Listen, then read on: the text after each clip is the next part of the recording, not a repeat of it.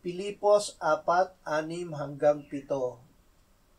Huwag kayong mabalisa sa anumang bagay, kundi sa lahat ng mga bagay, sa pamamagitan ng panalangin at pagsamo na may pagpapasalamat, ay ipaalam ninyo ang inyong mga kahilingan sa Diyos.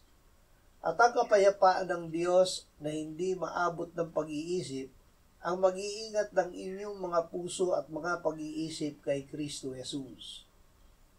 Upang hindi mabalisa.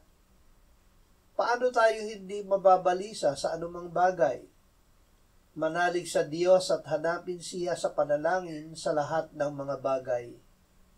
Hingin ang solusyon ng Diyos sa mga bumabalisa sa atin. Siya ay kasama natin at laging nakikinig. Sinabi niya na tayo ay hindi niya iiwan o pababayaan. Manalig na ang hiniling sa panalangin ay naririnig at tinutugon ng Diyos. Kaya't magpasalamat sa Diyos bago wakasan ang panalangin at ibibigay sa atin ng Diyos ang kanyang kapayapaan.